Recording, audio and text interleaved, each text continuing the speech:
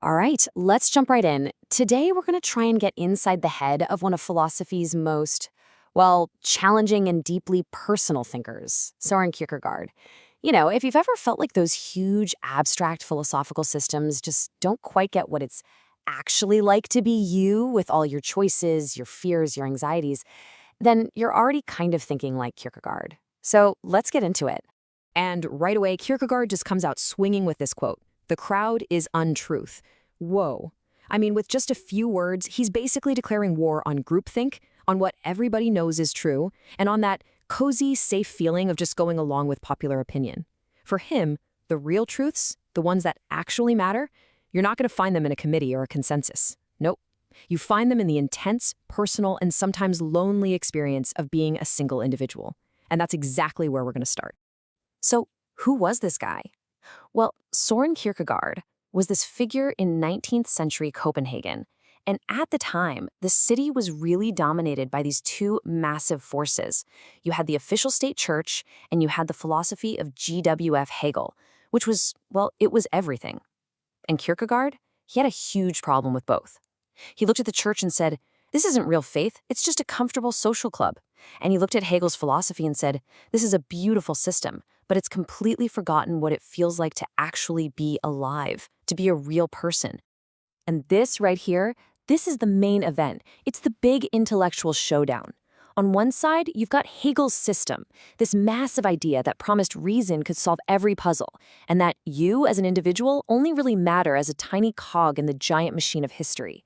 And Kierkegaard, he found that absolutely horrifying. He came back with his champion, the single individual. He argued that truth isn't some abstract thing you find in a library. It's subjective. It's what you live, what you feel passionately. It's messy and full of paradoxes that you just can't smooth over with logic. Okay, so if the big systems can't help you, how is a person supposed to navigate life? Well, Kierkegaard had an idea. He suggested that we can think of life as a kind of journey through three different spheres or stages. He called them the 3 stages on life's way, and each one represents a totally different way of seeing the world and making choices. So, first up, you've got the aesthetic stage. This is all about seeking pleasure, chasing interesting experiences, and doing whatever it takes to avoid being bored. Think of a classic playboy, just living for the thrill of the moment. But Kierkegaard says that road eventually leads to total despair. So, you might make a choice to move to the ethical stage. Now, this is a life of duty, of commitment. You follow the universal moral rules, you get married, you become a responsible citizen, you do the right thing. It's a good, respectable life. But for Kierkegaard, that's still not the final stop. The highest sphere, he says, is the religious stage. And that's where your personal relationship with God can actually go beyond all those universal rules. And that brings us to the absolute core of the problem, doesn't it? I mean, the ethical life is pretty comfortable. The rules are clear, everyone understands them. But what happens when you believe God is telling you to do something that completely shatters every single one of those ethical rules? Something that goes against your duty as a parent, a neighbor, a good person. For Kierkegaard, this is the moment faith truly begins. And let me tell you, it's a terrifying place to be. Now, to explore this really terrifying choice, Kierkegaard zooms in on one of the most unsettling stories in the entire Bible, the story of Abraham and Isaac. And for him, this is not just some simple Sunday school lesson about obedience. No way. This is the ultimate case study, the final exam on what true gut-wrenching faith actually looks like. And the command couldn't be more direct or more horrifying. Sacrifice your son. That's it. We're talking about Isaac, his beloved son, the one he waited his whole life for. There's no wiggle room here. And this command creates an impossible choice, a collision between his absolute duty to God and his most fundamental ethical duty as a father. Okay, and here is the key thing we have to get our heads around. If we look at Abraham from that ethical stage we just talked about, he's a monster. Plain and simple. Every universal moral law says he's about to commit murder. And think about it, he can't explain this to anyone. Not his wife, not Isaac, not his friends. Why? Because from any rational point of view, what he's planning to do is completely insane. It's evil. So how do we get from would-be murderer to father of faith? That's the paradox. And to explain it, Kierkegaard comes up with this really famous and kind of complicated phrase: the teleological suspension of the ethical. I know, it's a mouthful, but all it really means is that sometimes, for a higher purpose, a telos, which is just Greek for purpose or end, the universal ethical rules can be suspended, put on hold.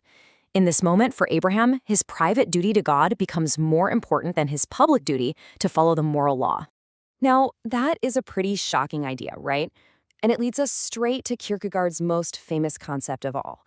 Because if reason can't explain Abraham and ethics just condemns him, what's left? The only answer has to be something totally different, an act that goes way beyond our understanding. You've probably heard of it, the leap of faith. To really nail this down, Kierkegaard gives us these two incredible figures to compare. First, there's the Knight of Infinite Resignation. This guy is an ethical hero. He can give up something he loves for a greater good. And we get that. We admire it. But Abraham, he's different. He's the Knight of Faith. He makes what Kierkegaard calls a double movement. First, he does what the other knight does. He truly gives up Isaac. He resigns himself to the loss. But then, he makes a second move. He believes against all odds that he's going to get Isaac back. And that is everything. And how does he believe he'll get him back? Not through logic, not through reason. He believes it by virtue of the absurd. The absurd is the thing that reason just screams is impossible. It's the belief that the very same God who ordered him to kill his son will somehow, in some way, give him back. So you see, faith here isn't just gritting your teeth and accepting a difficult situation.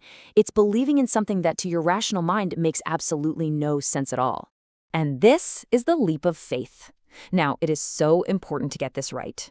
For Kierkegaard, this is not a blind jump into foolishness. It's not about ignoring all the evidence. It's a passionate, personal commitment you make with your whole self, precisely when you have no proof, when objective certainty is totally impossible. Think of it like this. Reason can walk you right up to the edge of a cliff. It can show you the view, but it cannot and will not make you jump. That final step, that's a choice. It's an act of passion.